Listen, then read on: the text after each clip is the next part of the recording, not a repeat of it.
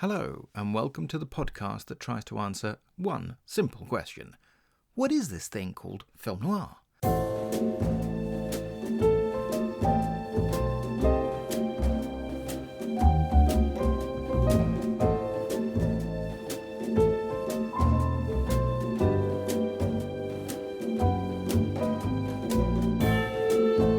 I'm your host, Sergio Angelini, and welcome to Tipping My Fedora, where we discuss movies, books, TV, radio, and much more besides, all from the darker side of the street. The subject of this episode is the 1988 live-action and animation hybrid Who Framed Roger Rabbit. It's a 1940s murder mystery, but one set in a parallel universe in which humans and cartoons coexist. It was a huge gamble for the studio and its director, Robert Zemeckis, who was hot off the success of the first Back to the Future movie, but thankfully it was one that paid off, both critically and at the box office. But how well does its technical wizardry stand up today? Joining me to discuss this highly unusual neo-noir is my very good friend Simon Brown, an independent scholar who specialises in early film history, horror, adaptation studies and film technology. He is the author of Cecil Hepworth and the Rise of the British Film Industry and Screening Stephen King, Adaptation and the Horror Genre in Film and Television. And he is currently working on a book about director Robert Zemeckis. But now, let's find out who framed Roger Rabbit and why the film title has no question mark. Simon, welcome back to the podcast. Oh my goodness, you're a glutton for punishment. I know, but thank you for having me. I'm glad to be here to be talking about this film. This one is a bit special. Who Framed Roger Rabbit is probably the oddest film noir that one can think of, in the sense of it tells a straightforward film noir type story. It's set in period. It has a regular A to B to C plot. It's all straightforward, and yet it's utterly surreal, completely strange. Where does this film come from? The origins of the film are a book by Gary Wolfe called Who Censored Roger Rabbit that was published by St. Martin's Press in 1981. He started working on it in the 1970s, I think. It took him a long time to put it together, and it was part of a book deal he had with Doubleday, I think it was. But Doubleday rejected it because it was too weird. Well, I suppose we should say what is weird about it. Well, I'll come to that. So in the book, Who Censored Roger Rabbit, the premise is that it's set in an alternative version of the 1980s in which humans coexist with comic strip cartoon characters. So not animation. Feature or short film animated characters, but comic strips. So Roger is a comic strip character, and when he talks, a little thought balloon pops up out on the top of his head, and the words kind of appear in the thought balloon. As I say, it's set in the 1980s, so it's sort of like an alternate kind of universe version of the 1980s, but it's still a mixture of film noir and comic strip. And the basic plot is the private eye, Eddie Valiant, is hired by Roger to find out why he's being sort of blackballed or sidelined by his production company, the DeGreasy brothers, in favour of Baby Herman. The book was published in 1981. Disney bought the rights straight away. They paid $25,000 for the rights. So this would be sort of late 1981, early 1982 that they purchased it. And at that point, Robert Zemeckis became involved in the sense that he expressed an interest. But at that point, Zemeckis was, well, to be kind, fairly toxic in terms of box office reputation. I mean, he'd made two very good films. I Want to Hold Your Hand, which is a kind of homage to the Beatles. It's all about a bunch of Beatles fans and the hysteria around their appearance on the Ed Sullivan Show. And then Used Cars. They're both good movies, but they didn't do very well at the box office. He also wrote 1941 for Steven Spielberg, along with Bob Gale, which was obviously a colossal disaster. So Zemeckis was interested, but nobody was really interested in Zemeckis at that point. But what's interesting in a way about the fact that Disney purchased this in 1982 is this is right smack in the middle of Disney's dark period. So mid-1970s, the box office returns for Disney start to collapse, or they've been collapsing through the 1970s. And Disney's struggling to kind of figure out who they are obviously Walt Disney was dead, Roy Disney was in charge of the studio, and they're experimenting with different things. So darker material, so the black hole, obviously, got to mention the black hole. Got to mention the black 1979, which is quite a dark film. Tron is in production in 1982. That's about to come out. I think they're preparing Something Wicked This Way Comes as well. So this idea of a kind of dark noir cartoon mashup seems to sit very well with this notion of Disney still being the home of animation, but equally sort of trying to spread their wings into a darker place. So it makes sense that they bought it. But of course, you know, this is also a turbulent period for Disney. Roy Disney kind of leaves. Then there's interim people in charge, and eventually Michael Eisner and Jeffrey Katzenberg come in, and it's they who kind of resurrect the Roger Rabbit project. It's not as if Roger Rabbit sort of sat in development hell with nobody looking at it for years and years and years. They were experimenting with it. But it's Eisner and Katzenberg who come in, and of course Spielberg's involved as well. I mean, he'd been involved more or less from the beginning. But they all felt, until Katzenberg and Eisner came in, that Disney didn't have the knowledge, the clout, and the desire to actually do the sort of things that were going to be necessary to be able to make the movie. Fast forward to about 1985, everyone's in place. Roger Rabbit gets resurrected as a project. And Zemeckis, who by this point has made Romancing the Stone, which is a big hit and a very good film, and is finishing up Back to the Future, which is about to become legendary, and also is mentored by Steven Spielberg, he gets the gig. Interestingly enough, some of the people that they also approached before Zemeckis came on board, some of the names sort of interesting. Joe Dante was involved for a while with Spielberg, and obviously Dante would go on to do live action animation with the Looney Tunes movies. Yeah, which is great. Looney Tunes back in action. Yeah. And Terry Gilliam was approached to do it. That would have been really something. Yeah, and the story goes, well, it's not really a story because Gilliam himself says it. He read the script and went, "Oh, that's too hard. I'm not doing that." just passed on it instantly because it's too much sheer laziness. Yeah. Too much work. Yeah, and so Zemeckis comes on board. Then the pieces have to start coming together because everybody realizes how difficult this is going to be, because by that point as well, under Spielberg's kind of watchful eye, because Amblin Entertainment are also involved, the whole premise has been changed. It's now about animated cartoon characters instead of comic strip cartoon characters, and the period's been pushed back from the 1980s to 1947 to kind of tie in to that noir aesthetic, which is obviously key to the discussion we're going to have. I guess in the Carrie K. Wolf book, there's a sort of slight logic in that it's a print medium, so therefore it references another print medium. And for the movie, they're going to reference a movie version of the same idea. It isn't just any old cartoon characters. Here it's going to be cartoon characters from the great famed libraries of several studios. I mean, one of the fascinating things about the film is that they take the basic idea, they take some of the characters, some of the dialogue, we'll talk about that a little bit later, but they completely throw out the plot. Here, we're going to have these animated figures who inhabit this parallel universe. I mean, they did all kinds of tests, didn't they, to try and just to sell the ideas. Is can we actually do it? Well, yes, absolutely. And to take a step back, one of the more interesting templates to show how advanced Roger Rabbit is Pete's Dragon from 1977, where you have Pete and this animated, invisible, when he wants to be, dragon. So what you've got there is a lot of on-set kind of mechanical effects. So this invisible dragon's kind of walking along and knocks fence posts out of the ground, and so people's picket fences fall down and things like that. So that's all being done mechanically on set. So it's an Invisible Man movie kind of idea. Invisible Dragon movie, yeah. Well, yeah, okay. And then the dragon can make himself visible whenever he wants. And of course, it is traditional, very traditional cell animation. Nothing wrong with that. But you can really see the dragon looks flat. And there is a very real disconnect between the way the actual real life footage looks and the colour scheme and look of the dragon. I picked that up as a template partly because I think what you've got there, unlike Mary Poppins, where you've got real characters in an animated world to a certain extent. There you've got an animated character in the real world.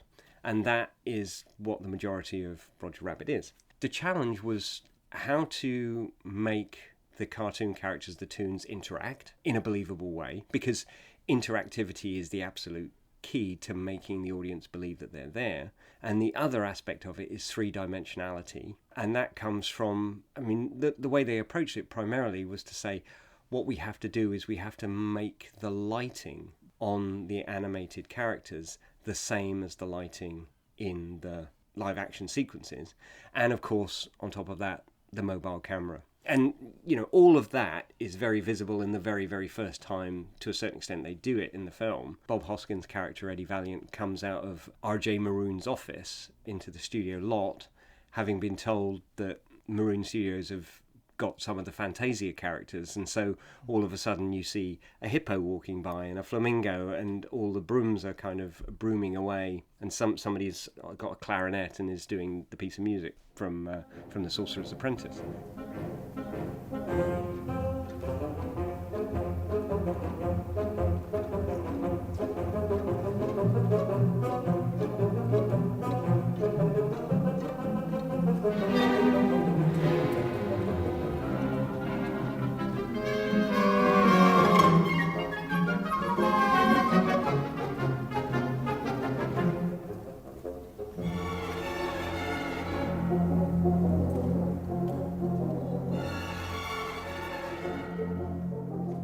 And it's all there, the lighting, the mobile camera, it's a tracking shot. It's a real kind of way of showing, no, this is different. And you're right, in order to do this, they had to do a test, which cost $100,000 and lasts for all of, a minute and a half, something like that.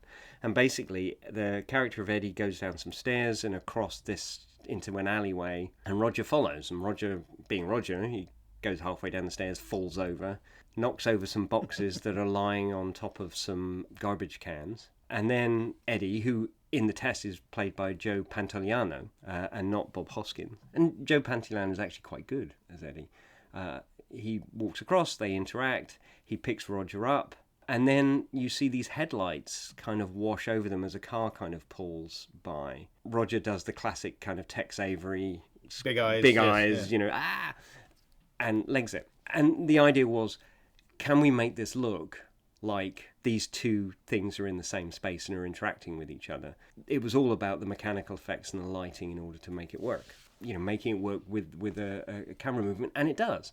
It's actually very successful, and they showed it to the powers that be, and they went, yeah, okay, we can do this. And the movie started. And the person doing it is Richard Williams. He's doing the animation. Yeah. You've got George Gibbs doing the mechanical effects. Overseeing all of it really is Zmechis' longtime VFX collaborator Ken Ralston, who at that point was at ILM. Right. Okay. I'm not sure if he stayed at ILM or just kind of ended up going on his own and just working for Zmechis. I think he ended up leaving ILM and working for Zmechis. But at this point, yeah, he's with ILM. It was incredibly laborious because this was still actually cell animation. Yeah.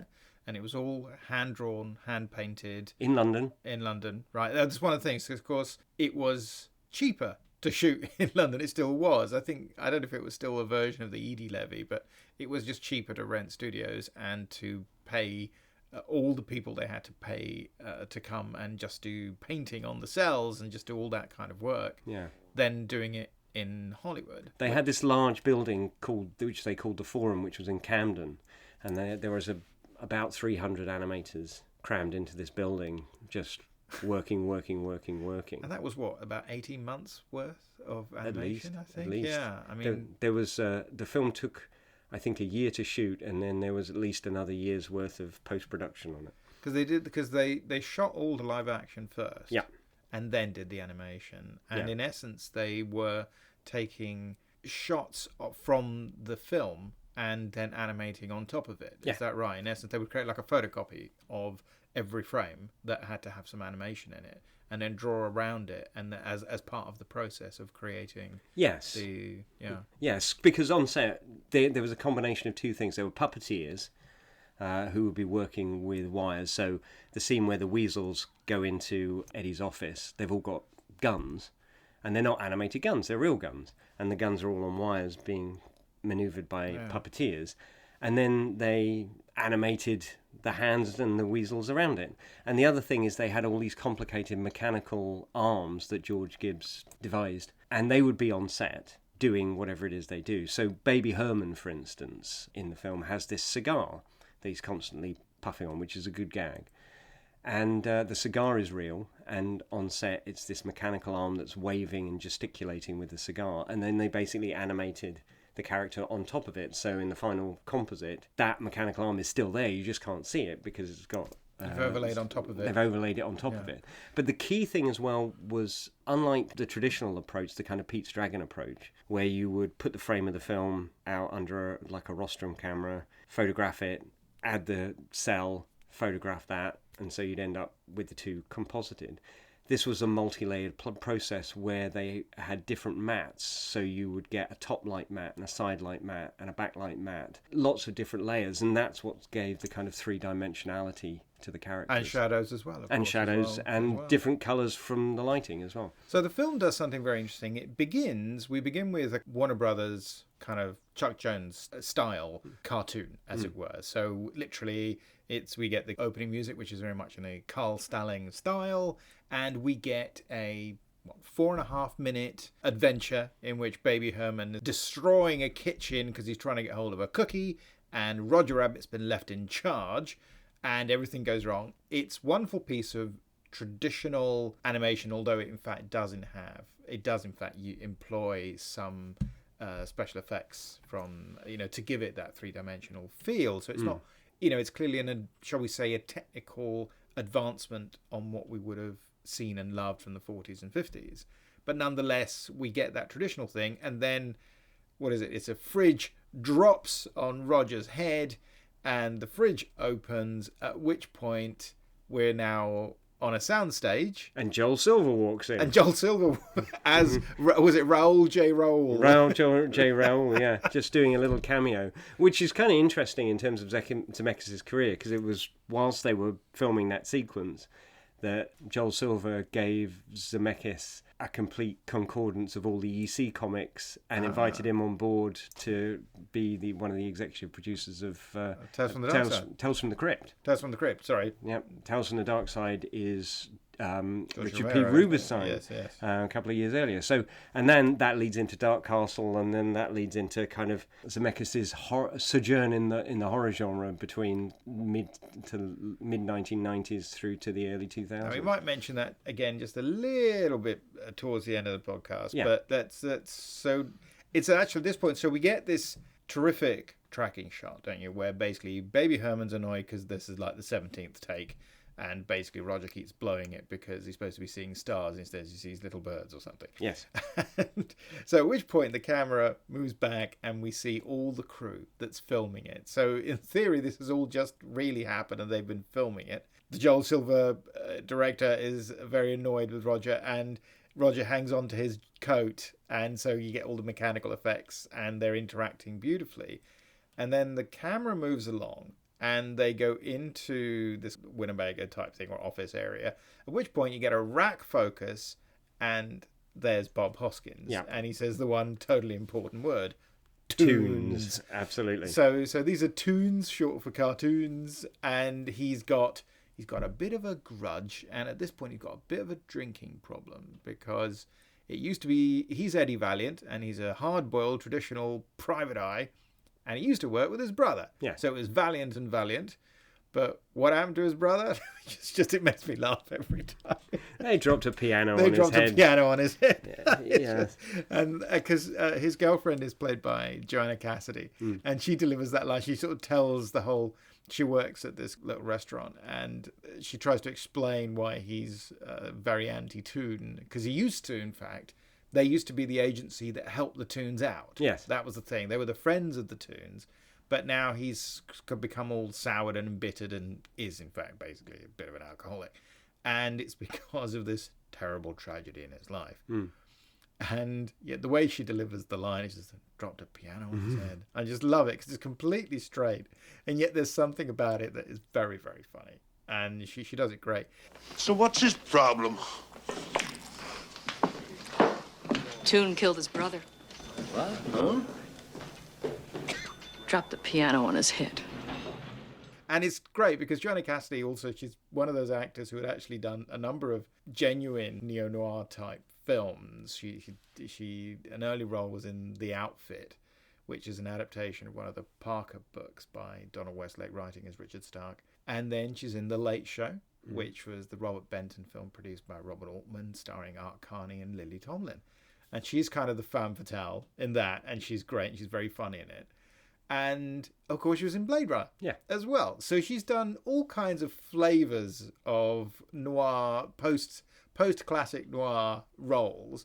And here, she's the good girl. She's the leading lady. Because technically, I suppose, the femme fatale you're supposed to think is a Toon character. Although it's this odd thing, because it's a sort of humanoid Toon character. In the books, they in fact explain it away.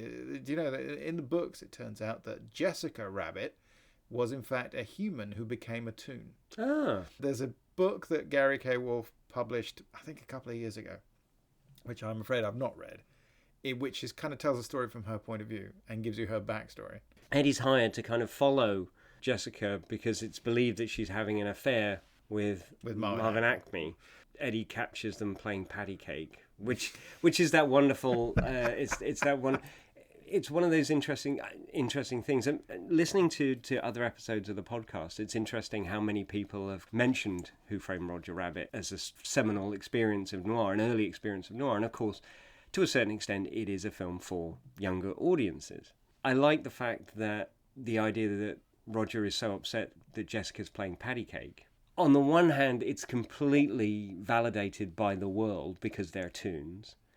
But on the other hand, it also takes what would be a kind of standard private detective thing about having an affair and being photographed having an affair in flagrante and sort of changes it for younger audiences, so they're playing patty cake. But of course, the affair with Marvin Acme is a MacGuffin, and the plot goes from there. But and also what's quite fun is that, and this is for, shall we say, the adults in the audience maybe, is of course this is where the homage to Roman Polanski's Chinatown begins. Because at the beginning of that film, after the opening titles, we got this scene where Jake Gittes showed his latest client, played by Burt Young, photos of his wife having an affair, and he kind of grabs the Venetian blind and he says, "You can't touch the Venetian blinds, I just had them installed," and you get this whole thing. And this is exactly what happens, except, of course, this is Roger, so he goes flying through the Venetian blinds. Yeah. So it's a nice recall to that. And in fact, the new plot that they developed for the film Who Framed Roger Rabbit, which incidentally, no question mark in the title. Apparently they were told it just didn't look good.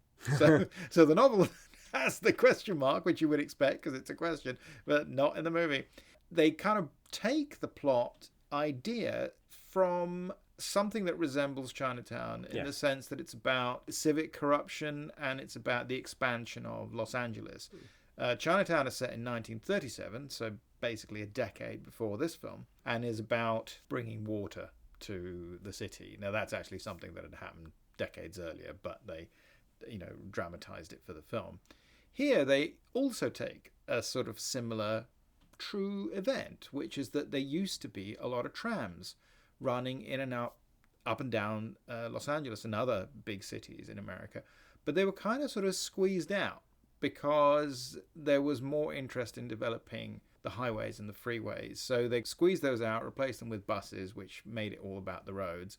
And then, of course, they had acquired, the companies that owned them had acquired vast parcels of land for the trams, which, of course, you had to dig up, and so that it runs along those lines. And instead they turned them into all the things that support the highways and the highway type of living. And that becomes part of the plot. And one of the things is that we get a new character that's not in the novel, and it's Judge Doom, played by Christopher Lloyd, who of course had played Doc Brown, your namesake, in Back to the Future. Obviously Robert Zemeckis' previous film, and this gigantic success that in fact is still a success. They keep doing new things with it, so it's obviously going to be a success forever. And he's great. He's a great character and wonderfully sort of mean and evil. And one of the other things that they developed for the film, which is based on an idea in the book, I think, but is this idea of the dip. Tell us about the dip, Simon. The dip. Goodness gracious me. Well, a couple of things first. First of all, apparently the original choice for playing Judge Doom was Tim Curry. And that would have been great. He was deemed just too damn scary, which doesn't, and presumably had just come off playing Legend, right? Playing the devil in Legend, and the judge, he's in charge of Toontown, and he creates this thing called the dip, which is a mixture of different chemicals, which is the one thing that can kill a toon, ostensibly, because the laws and the logic of toon death is not entire, or human death in the film. Mortality is very fluid. So Bob Hoskins' character, Eddie, kills the weasels by making them laugh themselves to death. And yet, at the same time, Roger can get bricks dropped on his head and he's absolutely fine. But the one thing is dip. It's this mixture of chemicals, and you put the toons in it, and I guess it sort of breaks down their colour chemical makeup and turns them into sludge. Well, in theory, it's the materials you would use to clean a cell, right? An animation cell. Precisely. So it's acetone, which is... Benzodrine, alcohol, and not benzodrine, benzene maybe, yeah. But well, you never know. Benzodrine. It was the 80s after all. Yeah, true. Anyway, moving on. But the scene. This is the interesting thing about Judge Doom. To kind of tie all this back to noir, I suppose. You've got the Eddie character, which is very clearly a noir character, this private detective. The fact that his brother is dead.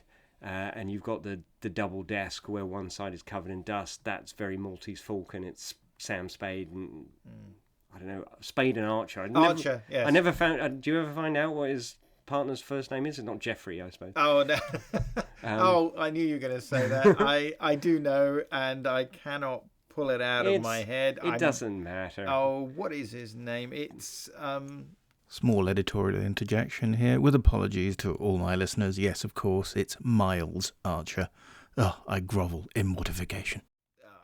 It doesn't matter, but the office space is Sam Spade's office space from the Maltese Falcon, basically. You've got Joanna Cassidy, so it's kind of anchored in a way in these noir characters. Judge Doom is pure horror. There's nothing noir about Judge Doom. He is a character from Nightmares. He looks mostly like he's dressed kind of like Margaret Hamilton from The Wizard of Oz, with this huge kind of hat. It's got this pasty white face. And the dip, the moment where he takes this little shoe and drops it in the dip. It's an animated shoe. Animated shoe. Has a face on it, yes. A singing animated shoe. It's genuinely terrifying. It's one of those great things that Disney was able to do. And it's not very often, but at its best. They were able to make real moments of horror within these kind of child-friendly fantasy stories. Although I think it is one of a number of reasons why the film was released under their Touchstone label, right? Yeah. So yeah. Okay. But it is a genuinely terrifying and horrific moment, and it's a real moment of horror. So Doom is kind of imported in a way from another genre entirely. I think that's my reading of it. In the same way that all the cartoon characters are obviously brought into this noir world from an entirely different genre as well. Well, we should probably quickly talk about that scene where we're introduced to Jessica for the first time. We've heard about her. We've seen the kind of patty cake, which obviously has that great joke where he's going through the photos, and of course they become animation cells, so you can see it moving, which is such a funny, clever idea. And he goes to this club where Jessica is singing. And so it's another amazing set piece where there's a vast number of animated characters, penguins, octopuses, octopi, and they're all carrying trays and drinks and things like that. So you know that there's all the kind of George Gibbs mechanical devices that will then be covered up by the animation by Richard Williams, which will be done sort of 6 months later or something. And Eddie sits down, and there's this incredibly sweet moment when Betty Boop shows up, and she's in black and white. Yeah. There isn't much work since they went to colour. Yeah, and then he goes to the stage and he's watching a performance between Daffy Duck and Donald Duck. And that's extraordinary because, of course, all of a sudden you've got these characters, indelible, iconic animation characters, but they're all from different studios. Yeah. And that's the amazing thing about the movie, isn't it? Because although it's made by Disney, it isn't just Disney characters. Basically, they were able to make a deal with Warner Brothers for their characters and with other studios for some of their characters. There was some they couldn't get, right? They couldn't get Popeye, I think. Yes, because they only offered $5,000. That was the fee. It was $5,000 per character. Yeah, and I think the Popeye people went, no, that's not enough. But it's Spielberg, he was able to make the phone calls and do the deals. And what was interesting is that it's not as if they had all this up front. So they had to change scenes and change the script as they were shooting it, as they got permission to add more character. But that dueling piano sequence between Donald and Daffy has my favourite line in the film, which is when Daffy says, "Does anybody understand what this duck is saying?" Which I think it's just such a great throwaway line and very Daffy. And of course, Mel Blanc doing the... He's actually doing the voices. He's back doing the voices, which is brilliant. Yeah. And of course that serves partly to introduce you to the world, to the fact that we're going to be getting these characters who have never appeared on screen before in the same image, but also we get the introduction to Jessica Rabbit, who we hear her sing before we hear her speak. And her singing voice is not the same as her speaking voice. Mrs. Spielberg at the time, I believe, Amy Irving. Or ex-Mrs. Spielberg. I think she was already ex, I think. Amy Irving does the singing voice. Does the singing, and the voice is, of course, the sultry... Kathleen Turner, uncredited. Uncredited, in fact, yes, which is odd. I don't know what's going on there, because she has a reasonable role, I think, along with Roger, who's voiced by Charles Fleischer, which, of course... He is connected, of course, to the Fleischer family, which is rather wonderful, and we'll talk about that in a minute. She gives a great vocal performance as Jessica, and the singing voice is great too. It is sort of marvellous. But the way she's introduced, of course, is wonderful, because it's this kind of sultry siren approach, and she has this amazing dress, which apparently took forever to animate, and so it's the only time we see the dress, because it was just too hard. Apparently the shimmering on the dress was... And believe me, I don't understand. The thing about researching these kinds of things is there comes a point in the technological analysis where my brain just goes, no, I don't get this anymore. I was with you, I can see it, and now I don't. But the dress was done by shining light through a plastic bag that had been scrubbed with steel wool. Okay. So it refracted the light in different ways. And that was overlaid on top of everything else. So and the legs... and the body of... Because Jessica is anatomically unusual, shall we say. Yes, well, it's a very exaggerated sort of femme fatale type sort of idea, isn't it? She has almost no waist. Actually doesn't seem to have a nose, in fact. No. And then has a very big top and is very, very tall as well. Yeah. And amazing sort of peekaboo hairstyle and the Veronica Lake style, except she's a redhead. But they had to animate... when they were using... In that sequence... in the nightclub where they were shooting with someone there to kind of work as a model for the animated sequence, they had to do it twice. So they had two different people. They did someone who was the legs and somebody who was the top half. So it's actually a human Jessica is split screen top to bottom. But again, it gets very, very complicated.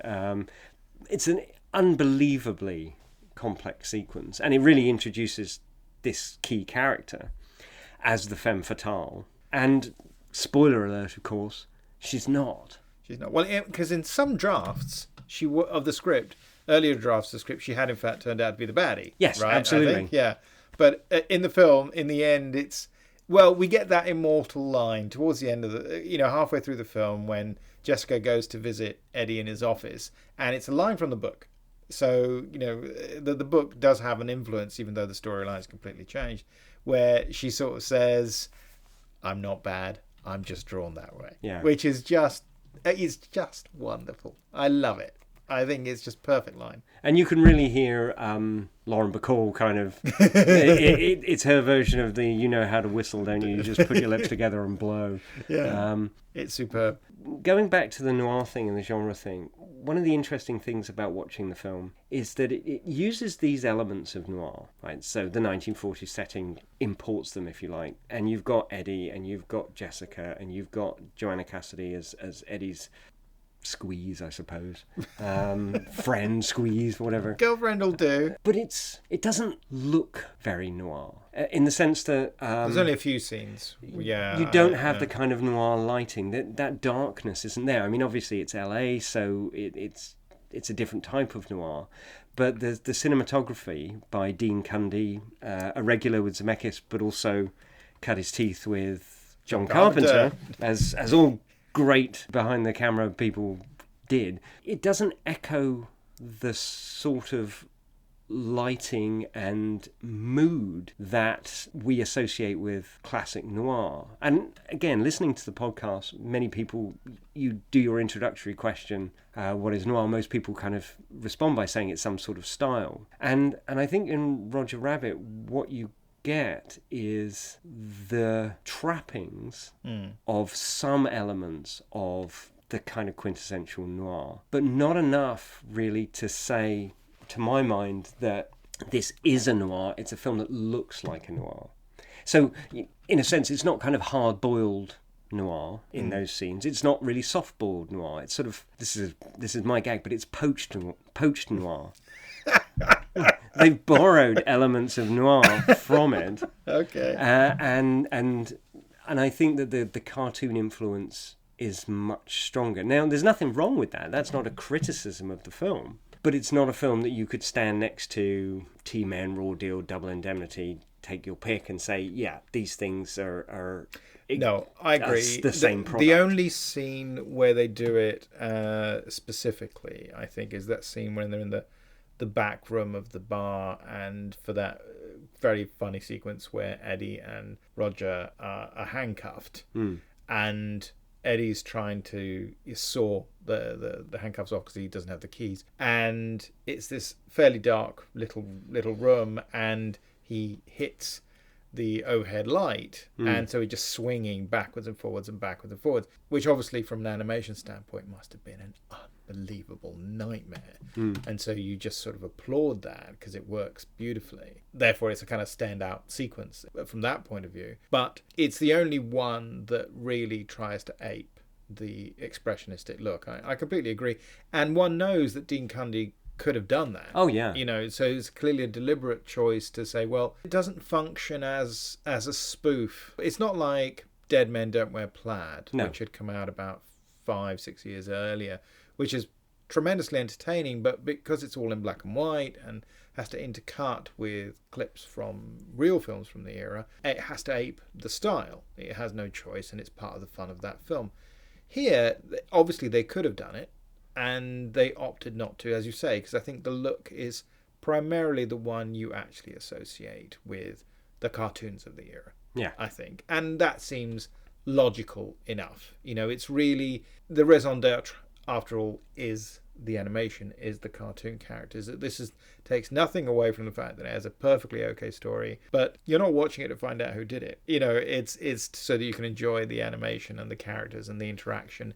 And of course, it's the sheer spectacle and wonderment of the achievement, of the technical achievement, because as you say, the kind of three-dimensional characters, through the lighting, through creating shadows, through top and side lighting. I mean, I think they had to do every cell kind of 4 times, I think, just to add the different types of lighting and then integrate it within the live action footage, is fabulous. And one of the things that's interesting about the film is the way that it then, shall we say, goes full Mary Poppins for basically the climax, or rather the penultimate climax, when we actually enter Toontown. It turns out that Toontown is a separate place, and the plot, in fact, is all about the, shall we say, physical space taken up by Toontown. Obviously, it seems extremely malleable and flexible, so it's hard to know just how big it really is.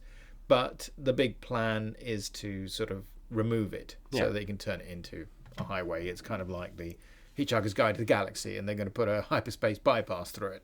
And here they want to sell it off to create highways, which you get this fun line where Eddie sort of poo-poos it and says, "Who's going to do that?" You know, and it says, "Well, yeah, we're ahead of you there, Eddie, and you've lost that argument." And so we enter it, and then it's more in the style of Mary Poppins, where it's one human and everything else is animated. Yeah.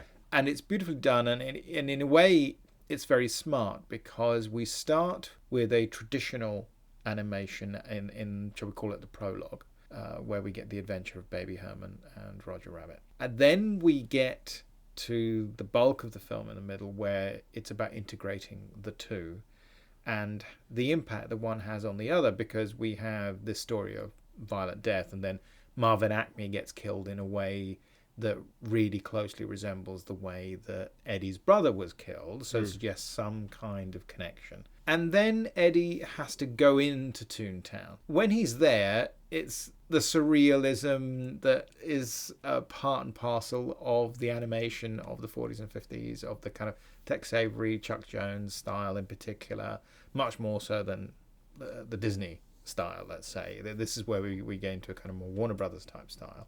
Although a lot of it is, it's merry melodies too, and so on and so forth. And at which point you get a very extended section where now it's him and everything else is animated. And then he comes out of it again. Yeah. And then we move on to the final part of the plot, where we're back into this idea of one against the other. But then it's about, will it be destroyed? Will Toontown be taken away? And I find that a very sort of affecting idea, because it's this idea of, well, it's by that point it was very much a lost art. After all, the last shorts that were created by any of the major studios were done in the 60s. I think really nobody had been creating cartoon shorts for anything other than with the limited animation for television for decades at that point. And of course we know the trams are going to go. Yeah. And so ultimately it's a celebration of the past, and bright and sweet-natured fundamentally. I mean, you get these scary moments with Judge Doom, and the weasels are sort of horrible. But that's sort of it, isn't it? Otherwise people aren't too mean. Although you get to see Eddie. It's like when he goes into Maroon's office to say, and he gets the tie stuck in the moviola and so on. And people do get shot and killed and so on. You get those genre elements that you tie with kind of 1940s crime films. But for the most part, of course, the tone is comedic. But Hoskins and Cassidy are playing it completely straight. Yeah. And I think they're a great couple. And Hoskins is just brilliant. Oh, he's fantastic in the film. He really is. He is 100% there. It's interesting casting. His accent is... There's a lot of South London in that LA accent, in a brilliant way. But he is 100% there. And I think it's great the way they supported him. So Charles Fleischer was on set the whole time, often dressed in a rabbit costume off camera. So the dialogue is between the two of them. And what they would do is they would have a full-size rubber Roger. So they would do one take with this rubber Roger, which Zmechus himself would hold. What, sort of life size? Yeah, life size. So Zmechus would... And then they did this with other characters as well, the weasels and stuff, but Roger was the main one. So Zmechus, he would be in camera, visible, holding Roger up, waving him around. So Bob Hoskins has... So the actors could visualise it. Yeah. And then they do another pass without the rabbit there. But they really give Bob Hoskins a lot of help. But it's his ability to focus on dead space that absolutely brings that relationship between him and Roger to life. It's an extraordinary performance. And Hoskins is one of those actors that everybody who's come across like his great performances knows how good he was, but doesn't get talked about in and amongst the pantheon of great actors. And I'm glad he had this film, this major, big budget Hollywood extravaganza of which he is the centre point, as it were. Because yes, otherwise he's primarily going to be seen as a character actor. There are those really important films he made around that time. He'd just made Mona Lisa, for instance. And so those things are important. I take your point completely. And again, it's an exciting film in the sense that beyond the technical marvel, because ultimately you keep being impressed by it, but at the same time the story keeps going. It's not a particularly overly complicated plot. I think it's reasonably streamlined, and certainly the climax, which is this classic, to me, example of how Zemeckis can keep extending a piece of string. I love his ability to just make climaxes go on for an hour, way beyond, you think, beyond the limits of what would seem to be possible. It's interesting how comparatively restrained it is. It keeps within the frame of what would be a 1940s style film in that sense, in terms of storytelling. It's not going to go too crazy. I suspect also that presumably that had something to do with budget, because that is a film that became extremely expensive, just in terms of man hours. Going back to the narrative, I think this is one of the essential aspects of Zemeckis as a filmmaker. People talk a lot about a couple of things in relation to Zemeckis. First of all, Forrest Gump as this sort of massive multi-Oscar winning prestige American pastoral, and obviously the experiments with performance capture from the 2000s. But if you look at what he does and who he is, at the end of the day, Zemeckis is a pretty direct storyteller. The story of Roger Rabbit is, as you say, it's quite simple, but it's the execution of it that makes the film special. Everything is clearly motivated. As you say, they keep the Toontown sequence till sort of 2/3 of the way through the film. And that's all completely motivated by the character. All we need to know is that he used to go to Toontown, his brother was killed, he doesn't go there anymore. So ultimately there's a sequence where he has to go to Toontown, which is part of his healing process. And of course, by the end of the film, his trauma has been healed. It's all very carefully crafted to tell a pretty straightforward cause and effect, psychologically motivated classical narrative piece of work.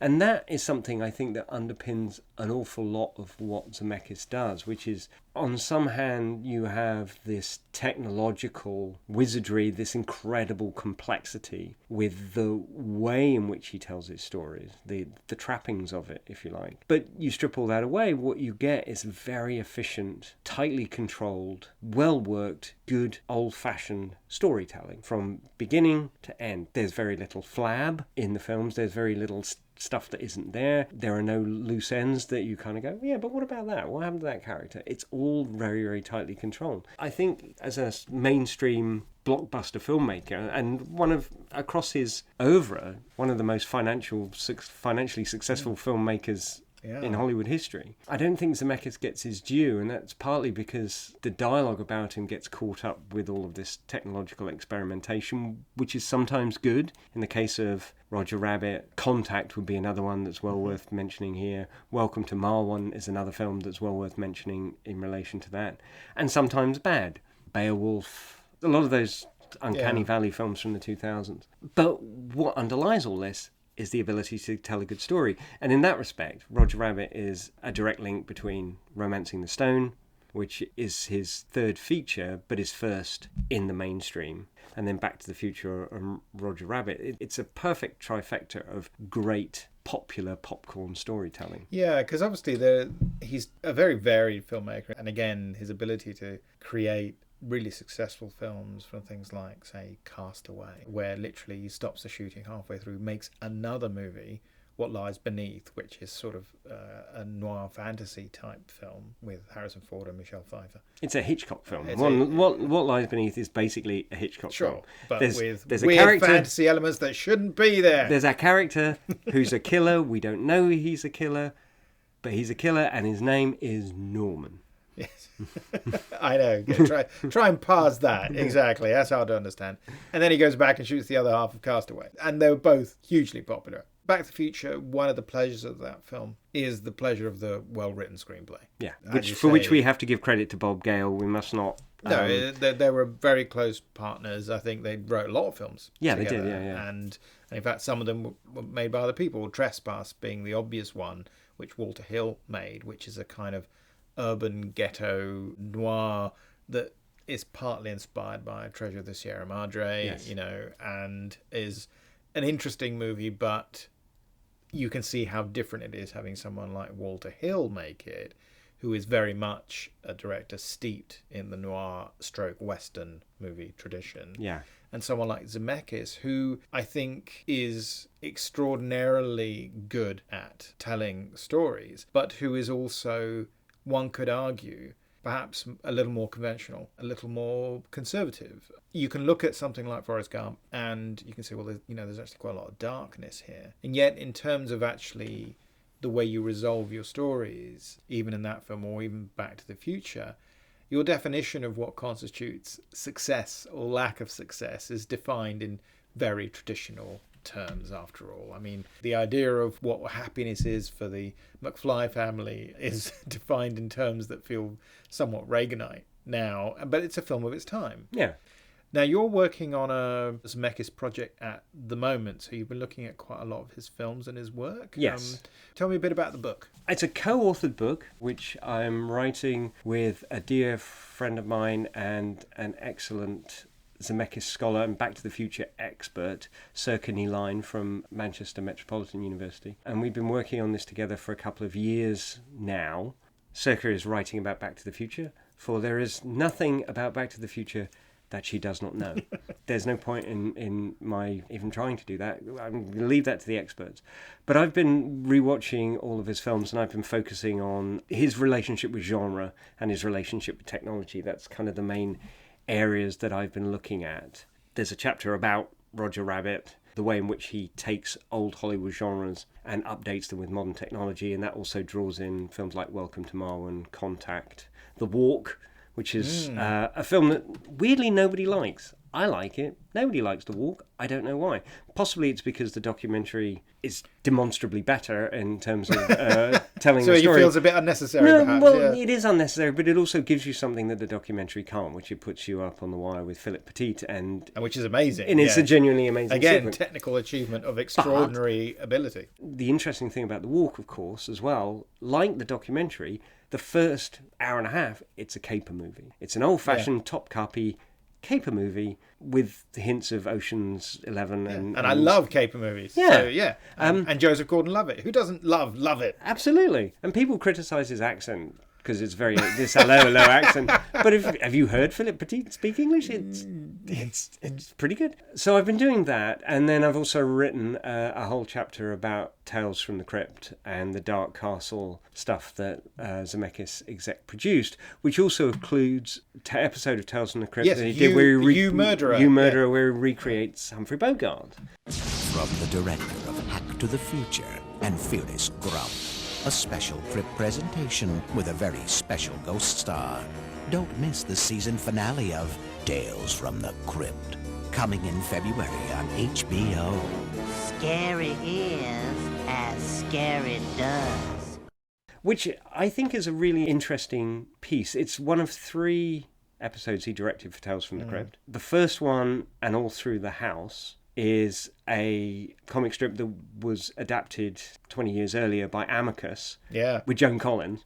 And he does this one with Kirk Douglas and his son about a guy about to be shot for desertion during World War One. Kirk Douglas is playing a version of the character that he played in Paths of Glory. Wasn't that technically made for a different anthology series? And then No, that's a complicated story. It was actually made for this, but it was released as part of a trilogy that was designed to make some money in foreign territory. Okay. But then you've got You Murderer, where the premise is that the whole thing is told from a first-person perspective, which is directly from the comic. But in the original EC comic, the premise is that the reader becomes the murderer. They are hypnotized by an evil whatever, and they have to go out and commit a murder. So the premise of the comic is to make you the murderer, and the whole comic is drawn from the first-person perspective. Right. And Zemeckis doesn't do that. What he does is he takes the first person perspective and he makes that central character Benelli. Well, he looks like Humphrey Bogart. Yeah, it's a guy. It's actually an Italian actor called Roberto Sacchi. That's him. Who had done this film called The Man with Bogart's Face. But I think the character name in the episode is Benelli. The character. Right. Yeah. Okay. So every time he passes a mirror or looks at a reflective surface, you see Humphrey Bogart's face, and it's all kind of lifted and taken from 1940s movies. It's the Robert Montgomery Lady in the Lake, the Marlowe film told entirely in the first person, where you only see Robert Montgomery as Marlowe when he's in front of a mirror or something like that. Well, there's a prologue and epilogue. And it's that idea, which is also a fun bit of intertextual roughage there. It's in that style, it's in that idea. But, okay, it's not a Bogart movie. And, of course, Bogart did do a point of view movie, which is Dark Passage, but it's only point of view for the first 30 minutes. And then he has plastic surgery and becomes Humphrey Bogart, which of course is part of the plot here, isn't it? Because this is someone who also has plastic surgery to make themselves basically look like Humphrey Bogart. Yes, for reasons that are unclear. But what's interesting about that episode, and to me encapsulates a lot of what Zmechus does, is ostensibly it's an adaptation of this comic strip, but it's not. It throws everything out except the title and the basic kind of first-person premise. You've got this magpie grab bag of different influences. So yeah, the Robert Montgomery film, Bogart. You've got Isabella Rossellini dressed as her mother from Casablanca. You've got John Lithgow basically playing either Kane or the killer from Dressed to Kill. He's doing Brian De Palma over there in the corner. And you've it's Sherilyn Fenn as a sort of femme fatale, but not really kind of deal going on. The dialogue is very noir. The look of it is very noir. It's a playing in the noir sandbox. That's what it is. Now, I'm not saying that's a bad thing at all. I'm not denigrating him for that. But it's not noir in the sense that Body Heat is noir. It's not an engagement with the soul of film noir. It's an engagement with the look and some of the ideas of film noir and saying, well, what can we do with this? Let's have some fun.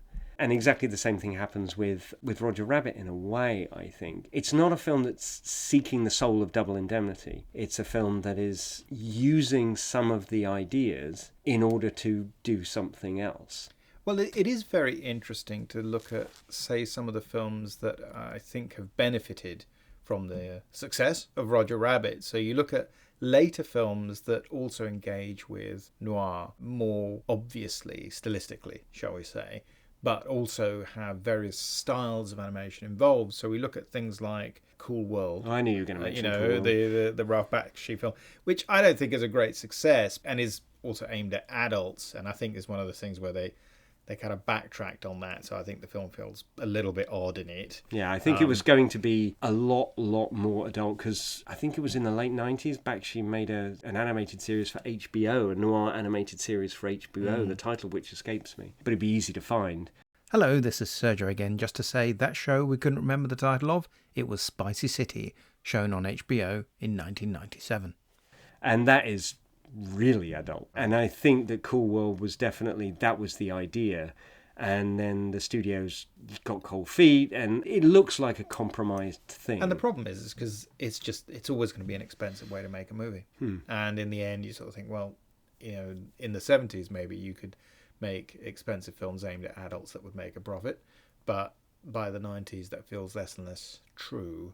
And then you look at things like Sin City, for instance, which is obviously, it's an odd mixture that it's a mixture of green screen and CGI animation and so on, but that is bringing a graphic novel to life, as it were, with real actors, but predominantly CG environments created around them, I think, but which is an interesting take and was successful enough to have its own sequel. And then maybe The Mask is this interesting film which, like Roger Rabbit, draws on the kind of classic tradition. I mean, specifically, obviously, it's Tex Avery that's influenced film because they're the main characters. We see he's got VHS tapes of Tex Avery cartoons, and then he gets this magical mask and turns him into this character. Jim Carrey is... That's the guy! Hello!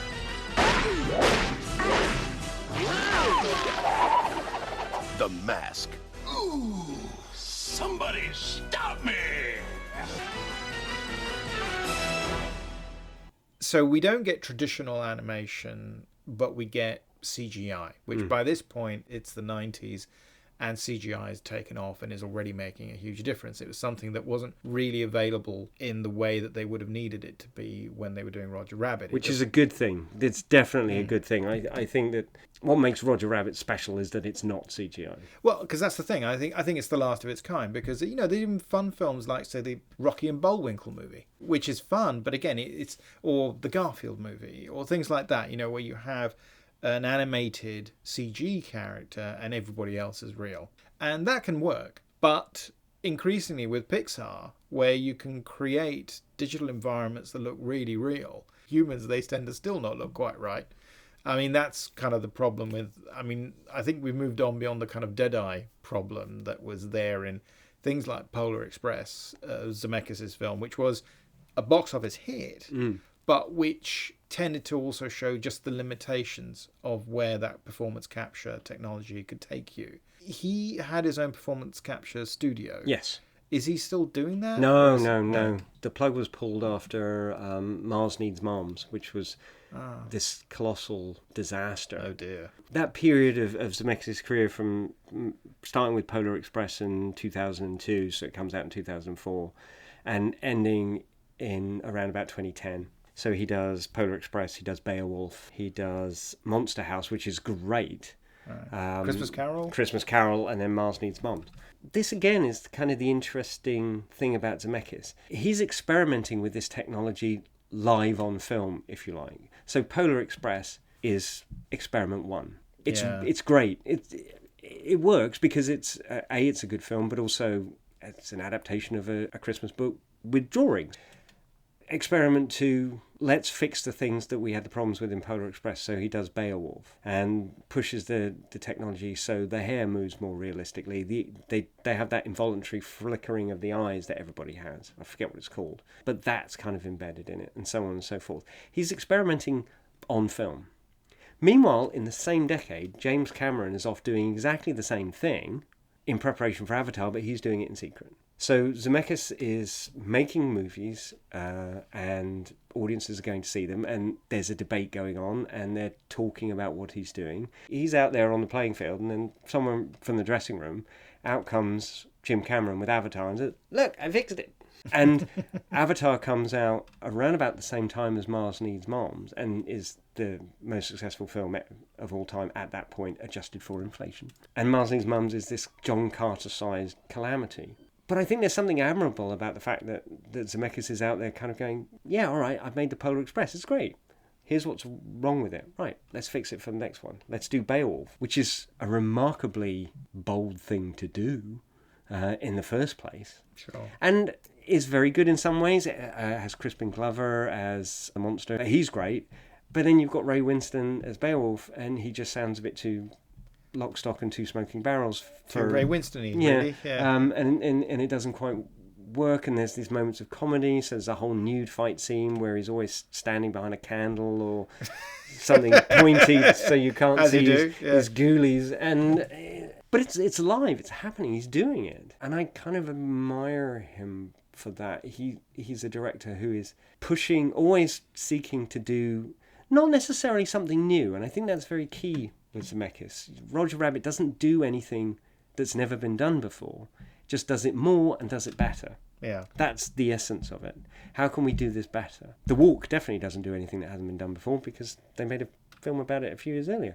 But you do it more and you do it better. Right into it. Contact, more, better, and so on and so forth. But this idea of more and better, bringing smart people together, and even if the films don't necessarily succeed, and not all of Zemeckis' films have, he creates a set of technology that other people can then take and go and run with to lesser and greater degrees of success. In the end, he's not someone who, like I say, financially, he could have retired 40 years ago probably, and would have been just fine. And instead, he keeps trying to do new and interesting things, and some are more successful than others. It's interesting to see kind of where he's going now. I mean, he was unlucky with his Pinocchio film for Disney just because it came out at the same time as the Del Toro film. Of course. Which everybody loved, and people were a lot less keen on his one with Tom Hanks, and one of many collaborations with Tom Hanks. His most recent film was, of course, the quite ambitious Here, which reunited him with Tom Hanks again and Robin Wright, and which we both saw at the cinema, and we both thought it was absolutely terrific. It's all in one room. All in one room, and different generations, and so on and so forth. So again, I mean, it's in a way, it's an interesting premise, and that ties exactly back to all of his experience with performance capture, where all the filmmaking was done in one room, and then it was all digitally, it was all manipulated after the fact. It seems to be the essence of this kind of Zemeckis restlessness. Like he goes into something, says, right, let's not compromise. Because of his box office reputation, he always has the money he needs to do whatever he wants. So it's like, let's go in here, right, we don't know how to do this, fine. Let's hire smart people, figure out how to do it and make it work. And usually it does. But then having done that, you don't necessarily build on it again. You go, right, what's the next thing? What's the next idea? What's the next thing I can play with? What's the next bit of fun I can have to make my job interesting? Yeah, I mean, I think that one of the things that comes across from, this very interesting rewatch of Who Framed Roger Rabbit, a film that I saw at the cinema when it came out. I would have been 19, 20, and I thought it was fantastic. I loved it. Felt like I'd never really seen anything like it as good as that before, and I was very impressed. But tell me, Eddie, is that a rabbit in your pocket, or you're just happy to see me? Touchstone Pictures and Steven Spielberg present a Robert Zemeckis film. We too may act idiotic, but we're not stupid. Who Framed Roger Rabbit? What's amazing is the way that you get sucked into something that, if you take a step back, is genuinely radical, very strange, very fantastical, and shouldn't really work as well as it does as a feature film. As a kind of musical number in a movie, as a short, that's the way it had existed more or less up to that point. But here it's the entire premise of the film, and it works. Yeah. And it's thought through, and you're just thinking, you've got to really be committed to this, but you also need to be smart enough to have genuinely cracked the kind of code behind it and what works and what won't work. Yes. And, in the end, you just have to bow down to that and just say, well, yeah, well done. Congratulations. It's just a brilliant achievement. So on that note, Simon, thank you so much for coming in to talk about Who Framed Roger Rabbit? My pleasure. Which is a wonderful film that bears repeat viewings as well, as you do, as well as a repeat offender on Tipping My Fedora. So thanks very much, Simon. Thank you, Sergio. Thanks for having me. We'll catch up really soon. Take care, mate. Okay, bye-bye.